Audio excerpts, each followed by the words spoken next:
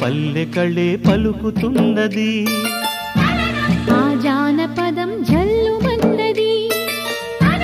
ఆ జానజతై అల్లుకున్నది